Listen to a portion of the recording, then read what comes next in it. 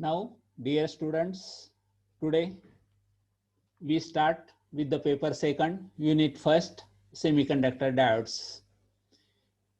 Now, this is the paper electronics having the unit first, semiconductor diodes. Now, what is meant by the diode? Yes, what is the diode? We know that diode is the two-terminal device.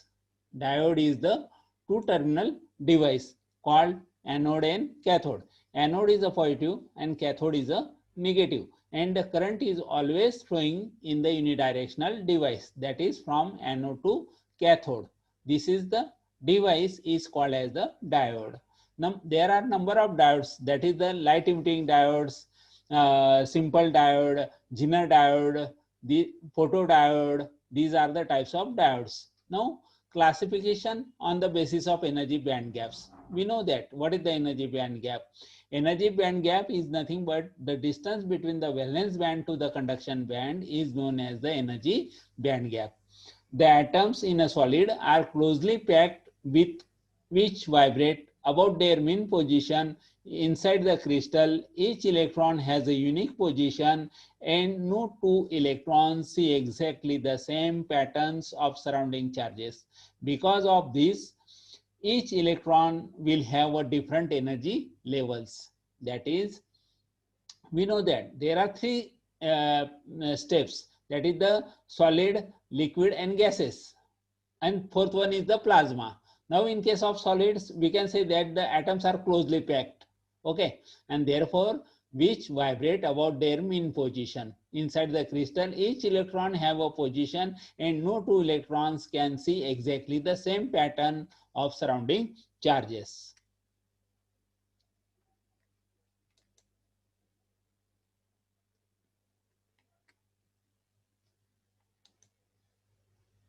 When atoms come closer in a solid, the interaction between the disturbed the initial levels. Okay, when the atoms come closer, that is, we can say that is interaction takes place, then the between them disturb the initial atomic levels. These different energy levels, which continuous energy difference structure, are called energy bands. That is, there are different energy levels which continuous energy difference structure are called energy bands. Now, there are two bands, valence band and conduction band, and the distance between the valence band and conduction band is known as the energy band gap. Therefore, valence band is what? That is, the electrons in the outermost orbit of an atom are called as valence electrons. The valence electrons in the outermost orbit of an atom are called as the valence electrons. Now, what is the atom? We know that the structure of the atom, that is, at the center there is a nucleus, and in the outermost orbit, we can say that the electrons are revolving about the nucleus in the circular or elliptical orbit.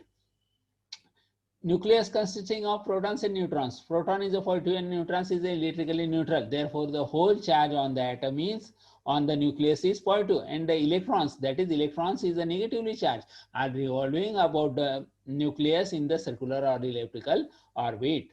Therefore, the energy band which includes the energy levels of the valence electrons are called the valence band. Okay, this is the highest field energy band. हा कसा असतो? Completely field असतो. Valence band हा completely field असतो आणि conduction band हा empty असतो. म्हणजेच काय तुमच्या लक्षात आलं? What is the valence band? Valence band is the outermost orbit. Electrons in the outermost orbit of the atom are called as the valence electrons. Orbit कशी फिल्ड केली जाते की that is according to the twice n square rule. First orbit जर घेतलं तर n is equal to 1 म्हणजे twice n square म्हणजे n is equal to 1. Twice n square म्हणजे 2 इलेक्ट्रॉन्स असतील पहिल्या ऑर्बिटमध्ये. सेकंड ऑर्बिटमध्ये किती असतील? Twice n square n is equal to 2 बेदून 4 दुने 8 8 इलेक्ट्रॉन्स असतील. थर्ड ऑर्बिटमध्ये n is equal to 3 and therefore we can say that 3 3 9 9 दुने 18 18 इलेक्ट्रॉन्स असतील. ओके, अँड देअरफॉर म्हणजे 2 8 18 अशा पद्धतीने from the first orbit, second orbit आणि थर्ड ऑर्बिट मध्ये इलेक्ट्रॉन्स असतील according to the twice n square rule. And therefore the energy band which includes the energy levels of the valence electrons is called as the valence band, and this is the highest field energy level. Now, what is the free electrons? We know that the free electrons, the valence electrons loosely attached to the nucleus, which can be very easily detached from the nucleus by applying external energy, are called as the free electrons. म्हणजे काय, free electrons लक्षात आलं तुमच्या? काय free electrons हा कसा असेल की व्हॅलेन्स इलेक्ट्रॉन्स असेल, तो the valence electrons loosely attach to the nucleus, त्या न्यूक्लियसला अटॅच असेल. कारण की मी तुम्हाला सांगितलं की बॉय ऍट द न्यूक्लियसला आउटर मोस्ट ऑर्बिटला व्हॅलेन्स इलेक्ट्रॉन्स आर रिव्हॉल्व्ड होत असतो, आणि तो कसा असेल, लूजली अटॅच असेल. आणि ज्यावेळेस आपण एक्सटर्नल एजन्सी अप्लाइड केली, एनर्जी अप्लाइड केली, तर तो इलेक्ट्रॉन्स तिथून फ्री होईल, आणि म्हणून त्याला म्हणणार आपण फ्री इलेक्ट्रॉन्स असं म्हणणार. The empty band just above the valence band is called as the conduction band. म्हणजे दोन प्रकारचे बँड्स आहेत, व्हॅलेन्स बँड आणि कंडक्शन बँड. व्हॅलेन्स बँड जो असतो तो कम्प्लीट फील्ड ऑफ इलेक्ट्रॉन्स असतो, आणि कंडक्शन बँड कसा आहे, एम्प्टी, त्या व्हॅलेन्स बँडच्या वरती कंडक्शन बँड आहे. पुढे बघू आपण फिगर. आणि the energy gap between the valence band and conduction band is called a forbidden energy gap. that is the distance between the valence band and conduction band is called as the energy gap. Now, metallic conductors or metals. In metals, forbidden band is absent and the valence band and conduction band are overlapped to each other. Here, large number of free electrons are available for electric conduction. म्हणजे काय, तुम्हाला तीन metallic conductors किंवा metals त्याला असं म्हणतो. आपल्याला तीन प्रकारचे पॅरामीटर्स माहिती आहेत, मेटल्स, इन्सुलेटर आणि सेमी कंडक्टर्स. मेटल्स त्यालाच कंडक्टर असं म्हणतो की ज्याच्यातून करंट प्रवाह वाहतो. It is the good conductor of electricity, is called as the metal. आणि देअरफॉर या मेटलमध्ये काय असतं की बाबा व्हॅलेन्स बँड आणि कंडक्शन बँड हे कसे असतात, एकमेकांना ओव्हरलॅप असतात. आणि ओव्हरलॅप असल्यामुळे काय होतं की त्यांच्यामधून valence band to conduction band मध्ये इलेक्ट्रॉन्स इझिली पास होतात, आणि we can get the current, म्हणून त्याला कंडक्टर्स असे म्हणतो आपण. Example aluminium, copper, gold, these are the metals. Now what is the insulator? Insulator म्हणजे काय, दॅट इज द, तुम्हाला फिगर दाखवतो बघा. ही अशी फिगर असेल की बुवा व्हॅलेन्स बँड आणि कंडक्शन बँड असेल. व्हॅलेन्स बँड हा खाली असतो, कंडक्शन बँड हा त्याच्यावरती असतो, आणि दोघांमधलं जे डिस्टन्स असतं that is the distance between the valence band and conduction band, त्याला एनर्जी गॅप असे म्हणणार आपण. ओके. आणि म्हणून तुमच्या लक्षात येईल की बुवा what is the insulator? Insulator is the, it is the gap. Insulator मध्ये काय असतं की बुवा it is the bad conductor of electricity, आणि जो बँड गॅप असतो दोघांमधला फार मोठा असतो, दॅट इज 15 इलेक्ट्रॉन व्होल्ट पर्यंत असतो. And therefore if the gap between the valence band and conduction band that is forbidden energy gap is too large, electrons in the valence band will remain bound and no free electrons are available in the conduction band. Such material is known as the insulator.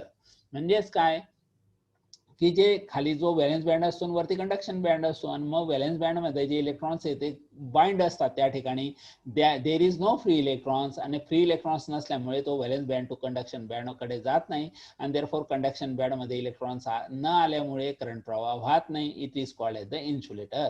त्याला आपण insulators असे म्हणतो. Insulator म्हणजे काय, plastic, wood, these are called as the glass, these are called as the insulator, that is the bad conductor of electricity. Okay. And third one is the semiconductors. Semiconductors म्हणजे काय, whose resistivity or conductivity lies between the metal and insulator are called as the semiconductors. बरोबर. दोघांमध्ये जो असतो silicon, germanium, these are called as the semiconductors. म्हणजेच काय, some of these electrons from the valence band may gain energy, external energy, to cross the gap between the conduction band and the valence band. Then these electrons will move into the conduction band. At the same time, they will create vacant energy levels in the valence band where other valence electrons can move. याला semiconductors असे म्हणणार. Semiconductors म्हणजे काय, simple definition तुमच्या लक्षात आली की that is semiconductors is nothing but it is the conductor between the valence band whose resistivity or conductivity lies between the valence band to the conduction band is known as the semiconductors. Kiva whose resistivity lies between the metal and insulator are called as the semiconductors. Germanium, silicon, these are called as the semiconductors. Thus, the process creates the possibility of conduction due to electrons in conduction band as well as due to vacancies in the valence band. Such a material is known as the semiconductors. म्हणजेच काय म्हणतो आपण, the process creates the possibility of conduction due to electrons in conduction band as well as due to vacancies in the valence band.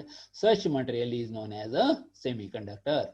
असं आपण पाहतो. आता ह्या diagrams आल्या तुमच्या लक्षात, मी सुरुवातीला दाखवल्या तुम्हाला या डायग्राम्स. म्हणजे काय, difference in energy band gaps between पहिलं मेटलमध्ये, दुसरी म्हणजे ए ही मेटलमध्ये असणारे, ही मेटलमध्ये असणारे, बी म्हणजे इन्सुलेटरमध्ये असणारे, सी म्हणजे ही म्हणजे सेमीकंडक्टर्समध्ये असणारे. बरोबर आहे. अगोदर तर इलेक्ट्रॉन एनर्जी तुमच्या लक्षात आल्या की बुवा ही व्हॅलेन्स बँड असते, ई सी म्हणजे कंडक्शन बँड असतो, दोघांमधलं जे अंतर असतं त्याला एनर्जी बँड गॅप असं म्हणतो आपण. आणि म्हणून या ठिकाणी काय असतं की बुवा पहिलं मेटलचं एक्झाम्पल आपण पाहिलं. मेटल मध्ये काय होतं की व्हॅलेन्स बँड आणि कंडक्शन बँड काय असतात, एकमेकांवर ओव्हरलॅप असतात. एकमेकांवर ओव्हरलॅप असल्यामुळे काय झालं की व्हॅलेन्स बँड मधून कंडक्शन बँड कडे इलेक्ट्रॉन्स पास होतात आणि therefore we can get the current. It is the definition of metal. आता इन्सुलेटर्स मध्ये काय होतं, figure B shows the for the insulator. आता इन्सुलेटर मध्ये जर तुम्ही बघितलं, जसं इथं एनर्जी बँड गॅप 0 होता, दोघं एकमेकांवर ओव्हरलॅप असल्यामुळे याच्यामध्ये valence band to conduction band हे अंतर जास्त आहे, एनर्जी गॅप जास्त आहे, 15 इलेक्ट्रॉन व्होल्ट्स पर्यंत तो एनर्जी बँड गॅप असतो. आणि म्हणून या व्हॅलेन्स बँड पासून तर कंडक्शन बँड पर्यंत electron cannot pass through it and we cannot get the current, hence it is called as the insulator. आणि फिगर सी जी आहे ती सेमीकंडक्टर साठी. आता तुम्ही जर सेमीकंडक्टर साठी जर पाहिला तर हा जो एनर्जी बँड गॅप असतो as compare to the insulator हा कमी असतो.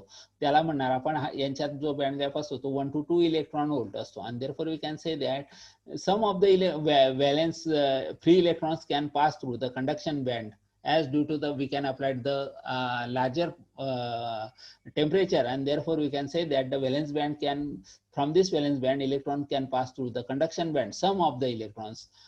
Then we can say that some of the current is flowing due to the reverse current, and therefore we can say that in case of semiconductors some of the magnetic current can pass through it. It is called as the semiconductors. त्याला semiconductors असं म्हणणार. म्हणजेच ही जी सर्व theory आहे किंवा that is explanation of energy band gap on the basis of metal insulator semiconductors. ह्या metal insulator semiconductor वर ही theory depends आहे, त्याला म्हणणार आपण energy band gap theory on the basis of metal insulator semiconductors. Okay, हे बघा म्हणजेच काय की बुवा जो जसा व्हॅलेन्स बँड हा एक कंडक्शन बँड मध्ये ओव्हरलॅप होतोय तो ते याच्याने पण दाखवता येतंय आपल्याला. बरोबर आहे. ओके, व्हॅलेन्स बँड हा काय झाला, ओव्हरलॅप टू कंडक्शन बँड झाला. ओके, आणि हा सेपरेट होतो अशा पद्धतीने. ओके, जवळपास तो 3 ते 15 इलेक्ट्रॉन व्होल्ट हा एनर्जी गॅप असतो त्याच्यामध्ये. इथं पण किती असतो तो, जवळपास तुमच्या लक्षात येईल 1 to less than 3 electron volt म्हणजे 1 to 2 इलेक्ट्रॉन व्होल्टच असतो. आणि इथं ग्रेटर दॅन 3 इलेक्ट्रॉन व्होल्ट आणि तो जवळपास 15 इलेक्ट्रॉन व्होल्ट पर्यंत एनर्जी बँड गॅप असतो in case of insulators. Okay, आता तुम्ही पाहणार की सेमीकंडक्टर्स पाहिलं आपण. Semiconductors there are 2 types of semiconductors, intrinsic semiconductor आणि एक्सट्रिन्सिक सेमीकंडक्टर्स. इंट्रिन्सिक सेमीकंडक्टर्स म्हणजे काय, 11वी 12वीत पण पाहिलं आपण. व्हॉट इज द इंट्रिन्सिक, 11वी 12वीत हे सगळं डिटेल अभ्यास केला आपण. इंट्रिन्सिक सेमीकंडक्टर म्हणजे काय, प्युअर सेमीकंडक्टर म्हणजे इम्प्युरिटी ऍड करत नाही आपण. A semiconductor in an extremely pure form that is no impurity form is called as the intrinsic semiconductor. Okay, intrinsic semiconductor म्हणजे काय, semiconductor is in the extremely pure form is called as the intrinsic semiconductor. आणि दुसरा जो असणार आहे त्याला काय म्हणणार आपण, एक्सट्रिन्सिक सेमीकंडक्टर. एक्सट्रिन्सिक सेमीकंडक्टर म्हणजे काय, एक्स्ट्रा इम्प्युरिटी ऍड करू आपण त्याच्यामध्ये, it is called as the extrinsic semiconductor. आणि ही एक्स्ट्रा इम्प्युरिटी ऍड करण्याची जी प्रोसेस असते इंट्रिन्सिक सेमीकंडक्टर मध्ये त्याला डोपिंग असे म्हणतो आपण. What is mean by the doping. मग आता डोपिंग म्हणजे काय, the process of intentionally adding impurity atoms to the intrinsic semiconductor crystal is called as the doping. Doping म्हणजे काय की बुवा आपण एक्स्ट्रा इम्प्युरिटी ऍड करतो to the pure semiconductors, it is known as the extrinsic, it is known as the doping. This process is known as the doping and we can get the extrinsic semiconductors. आपल्याला extrinsic semiconductors मिळतो त्यापासून. Okay, म्हणजेच काय की extrinsic semiconductors, when a small amount of suitable impurity is added to the pure semiconductor, the conductivity of the semiconductor is increased. Many times such materials are known as extrinsic semiconductors, that is impurity semiconductors. त्याला असं म्हणणार आपण. Okay, एक्सट्रिन्सिक semiconductors म्हणजे काय की when a small impurity आपण जे पाहिलं की डोपिंग प्रोसेसने इम्प्युरिटी ऍड करणार, कोणामध्ये ऍड करणार, प्युअर सेमीकंडक्टर्स मध्ये ऍड करणार, म्हणजे इंट्रिन्सिक सेमीकंडक्टर मध्ये ऍड करणार आणि त्या प्रोसेसला म्हणणार डोपिंग. आणि we can get the extrinsic semiconductor, की ज्याच्याने काय होतं, त्याची कंडक्टिव्हिटी वाढते, इन्क्रीज मेनी टाइम्स. ओके, आणि त्याला म्हणणार आपण एक्सट्रिन्सिक सेमीकंडक्टर्स असे म्हणणार. There are two types of dopants used in the doping: trivalent SI and silicon and germanium. SI म्हणजे सिलिकॉन आणि जर्मेनियम. ओके, आणि दुसरी काय असणार आहे, पेंटाव्हॅलेंट. म्हणजे ट्रायव्हॅलेंट म्हणजे 3 व्हॅलेन्स इलेक्ट्रॉन्स असतात आणि पेंटाव्हॅलेंट म्हणजे 5 व्हॅलेन्स इलेक्ट्रॉन्स असे असतात. आता पेंटाव्हॅलेंट काय असणार की the elements that have 5 valence electrons in their outermost orbit are called as the pentavalent impurity elements. These are fifth group element, that is arsenic, antimony, Sb, phosphorus, P. हे त्याचे examples आहेत की पेंटाव्हॅलेंट इम्प्युरिटीज कुठल्या कुठल्या आहेत, arsenic AS, antimony Sb आणि phosphorus P etcetera. These are the pentavalent impurities. आणि trivalent impurities कोणत्या कोणत्या असणार आहे, सिलिकॉन आणि जर्मेनियम. ओके,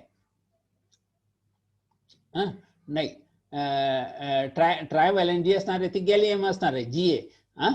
आलं लक्षात, ट्रायव्हॅलेंट ही गॅलियम असणार आहे, पेंटाव्हॅलेंट ही आर्सेनिक, अँटीमनी आणि फॉस्फरस असणार आहे.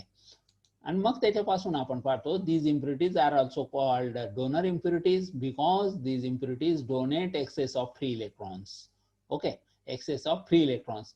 Donor impurity म्हणजे काय, the impurity element that donate, that is provide excess of free electrons to the intrinsic semiconductor are called donor impurity.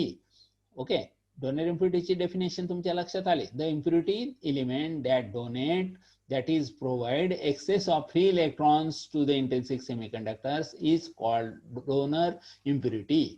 The donor impurity elements are pentavalent, ज्यावरती आपण पाहिल्या phosphorus P, arsenic AS आणि antimony Sb असं असणार आहे. त्याच्यानंतर ट्रायव्हॅलेंट, मी तुम्हाला सांगितलं ट्रायव्हॅलेंट म्हणजे गॅलियम असेल, इंडियम असेल, बोरॉन असेल, अल्युमिनियम असेल, these are called as the trivalent impurity. म्हणजे ट्रायव्हॅलेंट म्हणजे काय की ज्याच्या आउटर मोस्ट ऑर्बिट मध्ये 3 व्हॅलेन्स इलेक्ट्रॉन्स असतील त्याला ट्रायव्हॅलेंट इम्प्युरिटी असे म्हणणार आपण. The elements that have 3 valence electrons in the outermost orbit are called as the trivalent impurity elements. These are third group elements like indium, boron and aluminum, etc. These impurities are also called acceptor impurities because the holes created have affinity to accept the free electrons. आता इथं holes म्हणजे काय, HOLES. Holes म्हणजे positive charge असणारे. ज्या वेळेस electrons हा एका, आपण A2 पॉईंट, आता इथं A पॉईंट म्हटला, इथं B पॉईंट म्हटला आणि हा इलेक्ट्रॉन्स इथून इथं B पॉईंटला आला, तर या ठिकाणी काय करतो, मिसिंग ऑफ इलेक्ट्रॉन करतो आणि तिथं होल तयार करतो, HOL होल. आणि ते कसं असतं, पॉझिटिव्ह चार्ज असतं. होल हा पॉझिटिव्ह चार्ज असणार आहे आणि इलेक्ट्रॉन हा निगेटिव्ह चार्ज असणार आहे. Okay, and therefore acceptor impurity कशी म्हणणार आपण, the impurity elements that accept the free electrons from the intrinsic semiconductor is called acceptor impurity. Okay, acceptor impurity म्हणजे काय, the impurity elements that accept the free electrons from the intrinsic semiconductor is called acceptor impurity. The acceptor impurity elements are trivalent like boron, gallium, Ga, aluminum, Al. यांना acceptor impurity किंवा trivalence impurity असे म्हणणार. कारण की काय, याच्यावरूनच आपण ट्रायव्हॅलेंट impurity आणि पेंटाव्हॅलेंट impurity वरून आपण किंवा एक्सट्रिन्सिक सेमीकंडक्टर्स डिफाइन करणार. की आपण जसं पाहिलं की basically there are 2 types of semiconductor, intrinsic semiconductor आणि एक्सट्रिन्सिक सेमीकंडक्टर. परंतु extrinsic semiconductors are also classified into 2 types, that is the P type extrinsic semiconductor आणि N type extrinsic semiconductor. आणि म्हणून आता P type extrinsic semiconductors कसा, when a small amount of trivalent impurity is added to the intrinsic semiconductor, then it is known as P type semiconductor. आला का लक्षात तुमच्या? P type semiconductors म्हणजे काय, when a small amount of trivalent impurity is added to the intrinsic semiconductor. म्हणजे काय, आपण जर 4 व्हॅलेन्स इम्प्युरिटी जर जर्मेनियम घेतली आणि ट्रायव्हॅलेंट इम्प्युरिटी जर गॅलियम ऍड केली, तर काय होतं की there are 3 covalent bonds are form with the gallium आणि सिलिकॉन किंवा जर्मेनियम. आणि चौथा बॉन्ड मध्ये काय असतो की जर्मेनियम कडून ऍटम असतो परंतु गॅलियम कडून ऍटम नसतो in the 4th covalent bond. आणि म्हणजे तिथं मिसिंग ऑफ इलेक्ट्रॉन्स असतो, म्हणजे होल तयार होतो. आणि therefore we can say that 1 gallium atom is added, we can get the 1 hole. As the number of gallium atom is added, we can get the number of increases and therefore it is known as the p-type semiconductors असं त्याला म्हणणार आपण. The addition of travel impurity provides a large number of holes in the intrinsic semiconductor. बरोबर आहे. मी जे तुम्हाला सांगितलं की बुवा आपण जर large number of travel impurity जर ऍड केल्या तर we can get the holes, number of holes मिळतील, म्हणून त्यालाच आपण p-type semiconductor असे म्हणणार. Hole is a deficiency of electrons with positive charge. Hole कसा असणार आहे? पॉझिटिव्ह चार्ज असणार आहे. तशाच पद्धतीने N type semiconductor. N type semiconductor म्हणजे काय असणार आहे तो की when a small amount of pentavalent impurity is added to the intrinsic semiconductor then it is known as the N type semiconductor. N type semiconductors कसा असेल की बुवा आपण अँटीमनी ऍड केला जर्मेनियम मध्ये तर काय होईल, जर्मेनियमचे 4 व्हॅलेन्स इलेक्ट्रॉन्स आहेत, अँटीमनीचे 5 व्हॅलेन्स इलेक्ट्रॉन्स आहेत.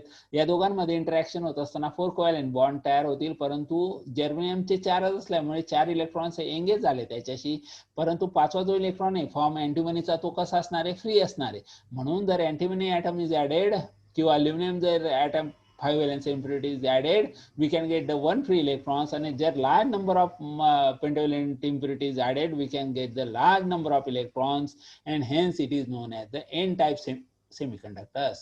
त्याला काय म्हणणार आपण? n-type semiconductors असे म्हणणार. आता डिफ्युजन करंट आणि ड्रिफ्ट करंट म्हणजे काय डेफिनेशन्स आहेत त्याचे आतापर्यंत आला का? लक्षात येत आहे का? More, Gurav,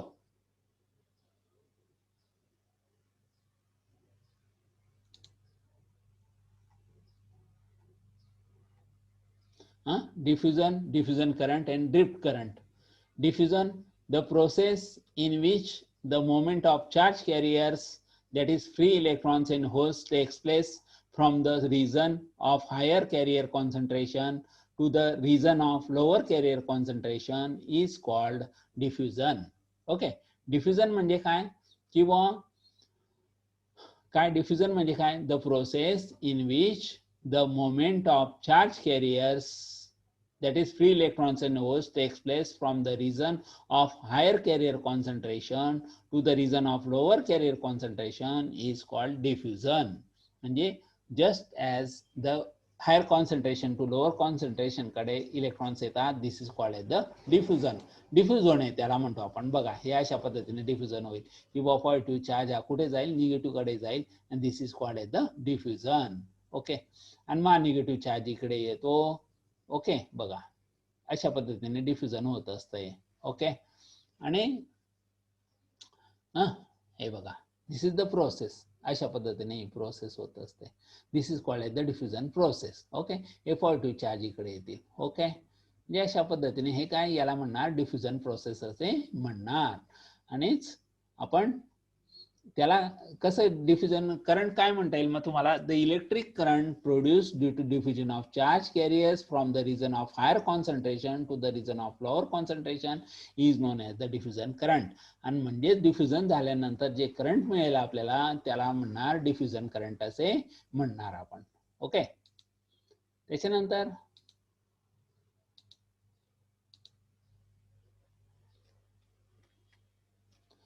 drift current. Drift current म्हणजे काय? The motion of charge carriers due to the electric field is called drift current. Okay, हे बघा. ओके, म्हणजेच काय? The motion of charge carriers due to the electric field. Motion of हे electric field आहे या ठिकाणी अप्लाइड केलेली आपण. आणि याच्यातून वाहणारा करंट काय? ड्रिफ्ट करंट असे म्हणणार. हा पी टाईप तुम्हाला माहिती आहे. आपण डायोड, सिंपल डायोड्स काय पाहतो? Diode having the 2 terminals P type आणि एन टाईप. पी टाईप मध्ये काय असतात? होल्स असतात, आणि एन टाईप मध्ये काय असतात? इलेक्ट्रॉन्स असतात. हे इलेक्ट्रॉन्स असणार आहेत. होल्स म्हणजे HOL होल्स, आणि हे इलेक्ट्रॉन्स असणार. होल हे पॉझिटिव्ह चार्ज असतात, इलेक्ट्रॉन्स हे निगेटिव्ह चार्ज असतात. आणि ज्यावेळेस तुम्ही सप्लाय लावतात किंवा पॉझिटिव्ह आणि निगेटिव्हला निगेटिव्ह, देन व्हॉट हॅपन्स? हे किंवा the motion of charge carriers, हे जे चार्ज कॅरियर्स टेक्स प्लेस होतात या ठिकाणी, and we can say that the drift current is obtained. हे बघा. ओके, ओके, आलं लक्षात? अशा पद्धतीने मोशन होत असते. आणि त्याच्यानंतर concept of P N junction. What is the concept of P N junction? आतापर्यंत हे सगळं पाहिलं आपण किंवा पी टाईप रिजन म्हणजे काय, एन टाईप रिजन म्हणजे काय. आता पी टाईप रिजन आणि एन टाईप रिजन जसं की तुम्हाला पाहता येईल की बुवा हा पी टाईप रिजन आहे, हा पी टाईप रिजन आहे, हा एन टाईप रिजन आहे. आता पी टाईप रिजन मध्ये काय असतं की मेजॉरिटी चार्जेस ऑफ होल्स असतात आणि मायनॉरिटी चार्जेस ऑफ इलेक्ट्रॉन्स असतात. मायनॉरिटी म्हणजे कमी प्रमाणामध्ये इलेक्ट्रॉन्स असतात आणि एन टाईप मध्ये मेजॉरिटी चार्जेस ऑफ इलेक्ट्रॉन्स असतात आणि मायनॉरिटी चार्जेस ऑफ होल्स असतात. ओके, याला पी टाईप रिजन म्हणणार आणि याला एन टाईप रिजन असे म्हणतो आपण. आणि मग हे पी टाईप आणि एन टाईप रिजन्स जर आपण जॉईन केले तर त्याला काय म्हणणार, concept of P N junction असे म्हणणार. त्याला पी एन जंक्शन असं म्हणणार आपण. If a half part of pure semiconductor silicon germanium is doped to the trivalent impurity, p-type semiconductor is formed and remaining half part with pentavalent impurity is called as the n-type semiconductor is formed. म्हणजे p म्हणजे positive, n म्हणजे negative. If we join the piece of p-type semiconductor to a piece of n-type semiconductor such that the crystal structure remains same at the boundary, a p-n junction is formed. काय काय तयार होईल तुम्हाला, a P N junction is form. ज्यावेळेस तुम्ही P type आणि N type हे एकमेकांना जॉईन कराल, वरच्या फिगर मध्ये बघितलं आपण, या फिगर मध्ये पी टाईप आणि एन टाईप मध्ये, तर या काय झाला, हा पी एन जंक्शन तयार झाला. ओके, याला पी एन जंक्शन असे म्हणणार. आता अनबायस पी एन जंक्शन म्हणजे काय, a P N junction across which no external voltage source is connected is known as a unbias P N junction. म्हणजे ज्या ठिकाणी आपण आता ही जी फिगर पाहिली होती, या ठिकाणी एक्सटर्नल व्होल्टेज नाही लावणार आपण, फक्त हा पी एन जंक्शन. ओके, या ठिकाणी एक्सटर्नल व्होल्टेज लावलेलं आहे आपण या पी एन जंक्शनला. आता इथे काय म्हणणार की बुवा अनबायस मध्ये ते एक्सटर्नल व्होल्टेज अप्लाइड करणार नाही आपण, त्यालाच अनबायस पी एन जंक्शन असं म्हणणार. आणि the p region at high concentration of holes, that is majority carriers and negatively charged ions, whereas the n region has high concentration of free electrons, that is majority carriers and positively charged ions. मी तुम्हाला म्हटलं किंवा p region मध्ये काय असतं आणि n region मध्ये काय असतं. p region मध्ये मेजॉरिटी चार्जेस ऑफ होल्स असतात आणि मायनॉरिटी चार्जेस ऑफ इलेक्ट्रॉन्स असतात, आणि n region मध्ये मेजॉरिटी चार्जेस ऑफ इलेक्ट्रॉन्स असतात आणि मायनॉरिटी चार्जेस ऑफ होल्स असतात. त्याला p n जंक्शन असे म्हणणार आपण. Holes and free electrons are mobile charge carriers, but ions are immobile. हे काय असतात, होल्स आणि इलेक्ट्रॉन्स हे काय असतात, मोबाईल चार्ज कॅरियर्स असतात किंवा ते चार्ज कॅरी करत असतात. आपण फिगर मध्ये पाहिलं वरती की चार्ज कशा पद्धतीने कॅरी होत असतो. As soon as the p junction is formed, some holes which are near the junction from the p region diffuse into the n region, then they combine with the free electrons in the n region. Similarly, some of the free electrons which are near the junction form the n region diffuse into the p region. These free electrons also recombine with the holes.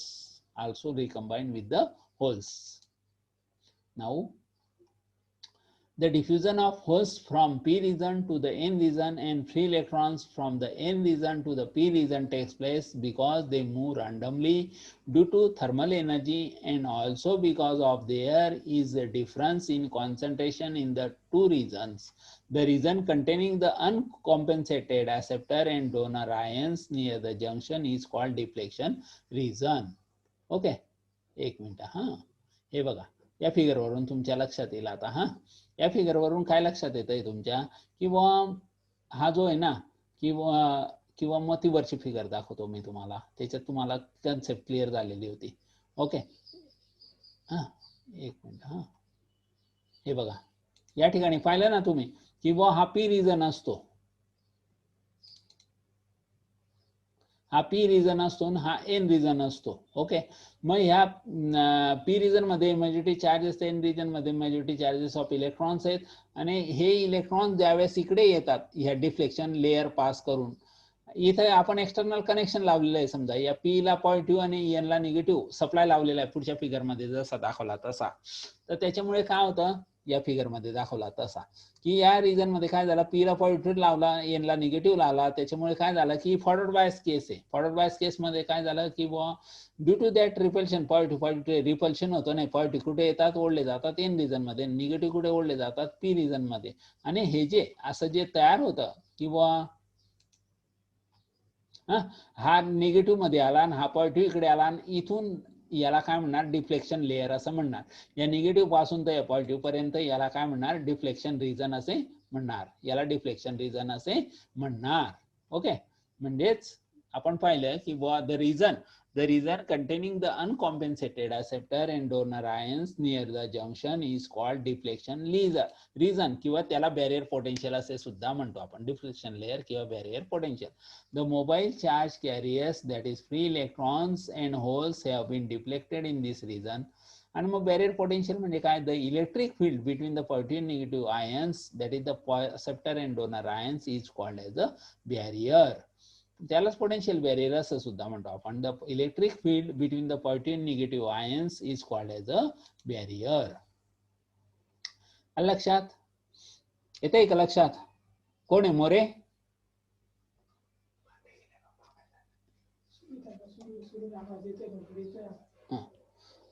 Then the potential difference at the PN junction acts as a barrier against the flow of free electrons and holes, and it is known as potential barrier. त्यालाच काय म्हणतो आपण? Potential barrier असे म्हणतो. The potential difference at the junction acts as a barrier, that is wall, against a flow of free electrons and holes, and it is known as potential barrier.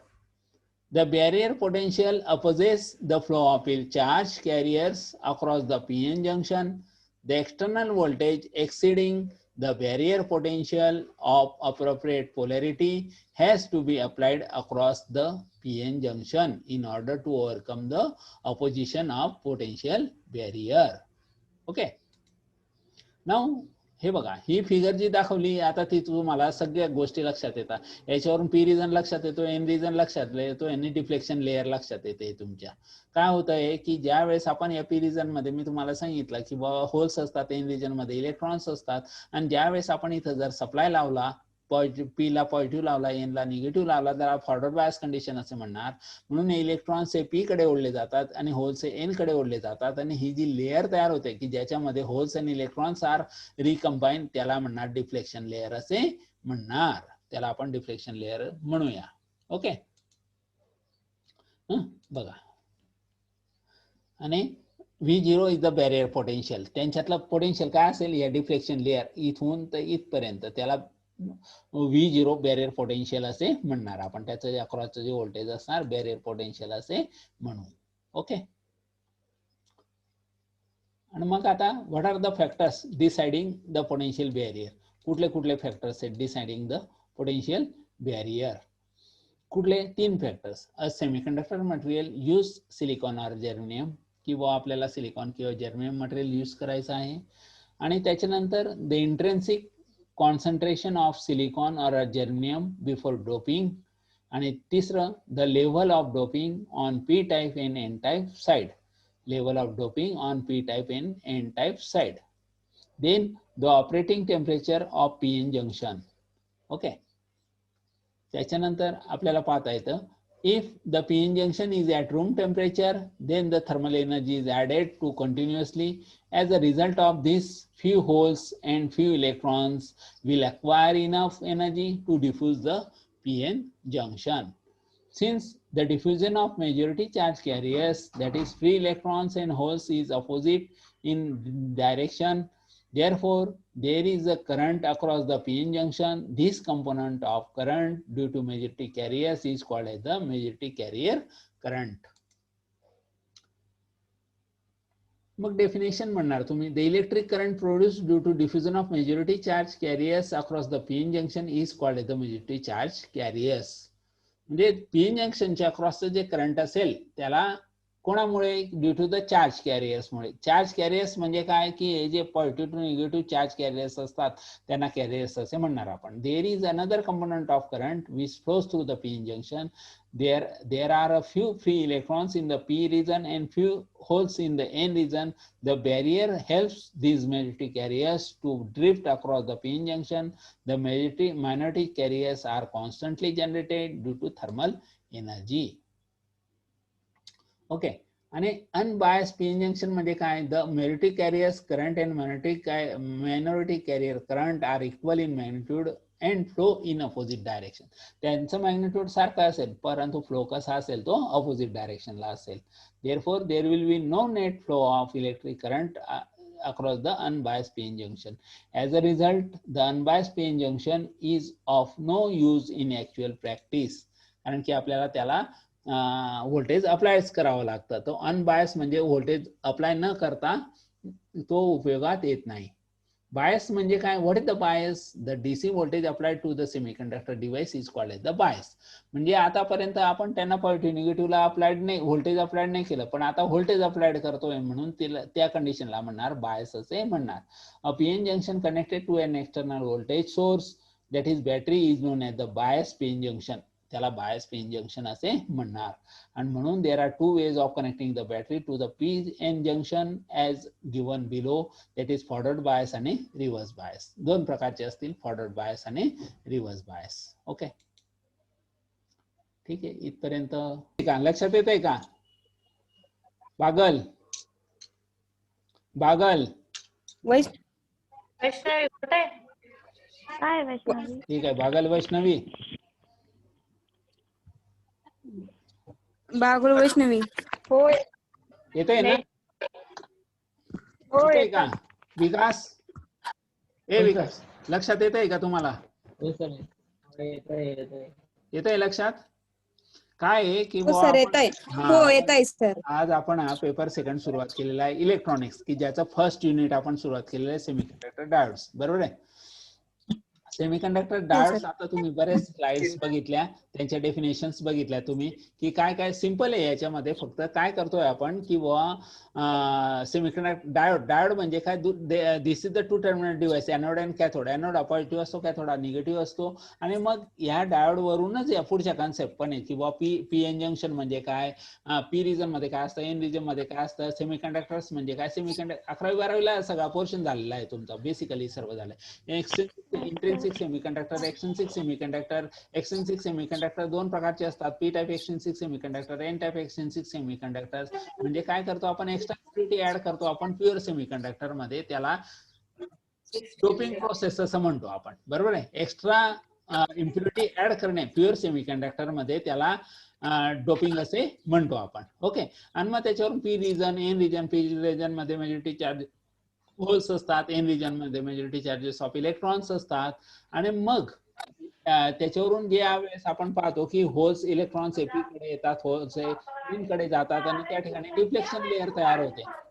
त्यालाच barrier potential असे म्हणतो आपण, त्याला deflection layer असे म्हणतो आपण.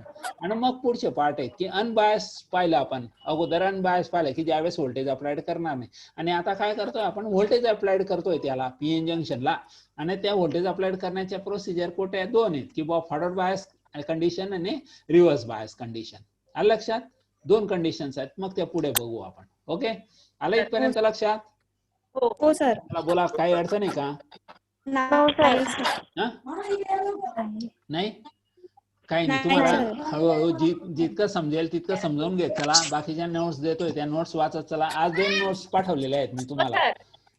2 notes पाठवलेल्या आहेत त्या मागच्या पहिल्या चॅप्टरच्या पेपर फर्स्टच्या, ज्या शेवटच्या राहत्या रिव्हर्सिबल आणि इरिव्हर्सिबल प्रोसेस आणि कॉम्प्रेसिबिलिटी फॅक्टर, अशा त्या दोघही नोट्स आज मी टाकलेल्या आहेत, त्या वाचा व्यवस्थित. प्रत्येक नोट्स स्वतः लिहून काढत चला, नाही तर स्वतः, आणि मग वाचत चला. ओके, या नोट्स मी देतो तुम्हाला हळूहळू. ओके, ठीक आहे. हा चला.